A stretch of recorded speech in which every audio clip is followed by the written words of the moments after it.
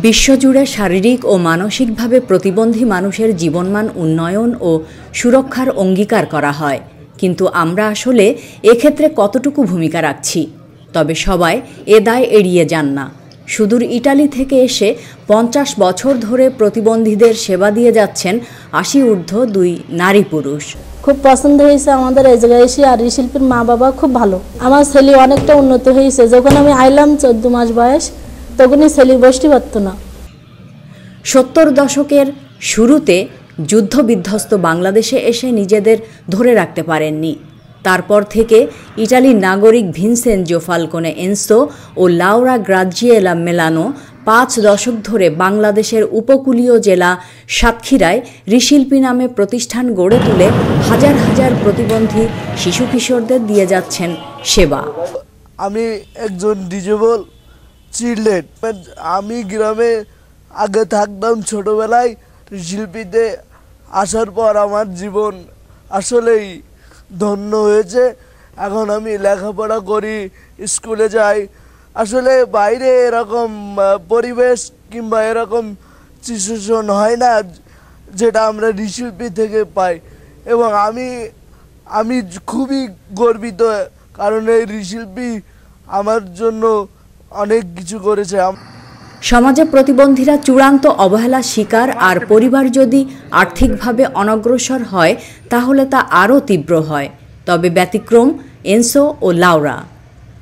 প্রতিবন্ধী বা বিশেষ চাহিদা সম্পন্ন মানুষদের নিয়ে এলে তারা তাদের সেবা দিয়ে সমাজের স্বাভাবিক মানুষের স্তরে পৌঁছে দেন।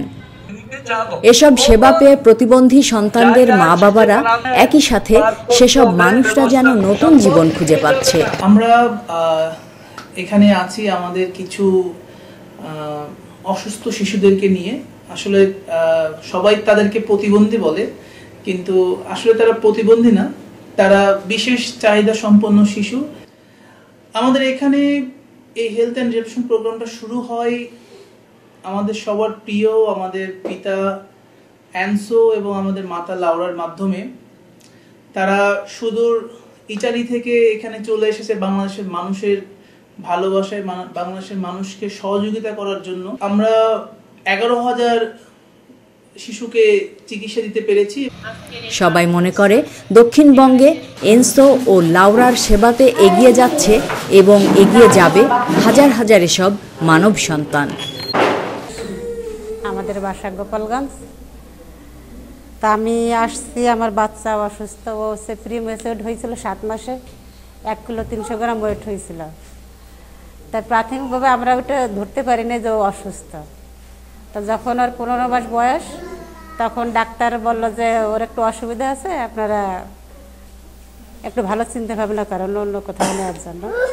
তো আমরা এর ভেতর ২বার ইন্ডিয়া গিয়েছি। বলেছে যে এর কোনো তেমন ট্রিটমেন্ট নেই, শুধু থেরাপি। বাসায় বসে যত সম্ভব বেশি থেরাপি করতে হবে।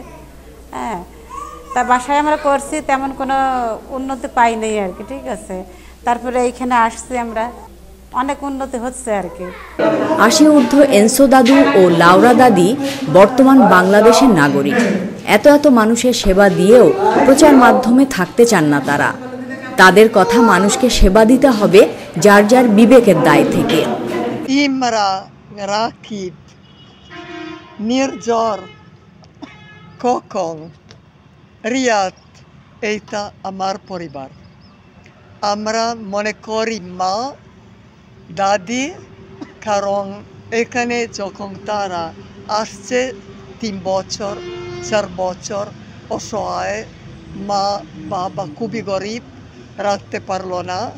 তাই আমরা এখানে মনে করি ওরা প্রতিবন্ধী নয়, কারণ সবাই স্কুলে যায়। টপোলিনো, আমি দেখলাম টপোলিনো, কারণ যখন এখানে আসলো আসল ছোট ছোট ইঁদুর দাঁত বেঁকা ছিল। তুমি কি প্রতিবন্ধী? না, যেন একদিন ভালো শিক্ষিত হলো, যেন ভালো চাকরি যেন পেতে পারে, যেন মানুষের মতো মানুষ সত্যি হতে পারে। কারণ একসাথে যাচ্ছি একটা বাস্তবায়িত জীবন তৈরি করার জন্য, এবং সবাই ওদের অধিকার বাঁচতে চায়, ওদের জীবন সুখী হতে চায় এবং আমরা পরস্পরকে সাহায্য সেবা করতে পারলে অনেক কিছু আমরা পারবো। প্রসঙ্গত এনসো ও লাউরা দক্ষিণাঞ্চলের প্রতিবন্ধী মানুষের সেবায় সাতক্ষীরার গোপীনাথপুরে গড়ে তুলেছেন রিশিল্পী রিহ্যাবিলিটেশন সেন্টার। পাশাপাশি তাদের খুলনা, যশোর, সাতক্ষীরায় 5টি, সিবিআর সহ 6টি রিহ্যাবিলিটেশন সেন্টার রয়েছে। এসব সেবায় আছে দক্ষ 117 জন স্বাস্থ্যকর্মী। আমিনা বিলকিস ময়না, চ্যানেল 24, সাতক্ষীরা।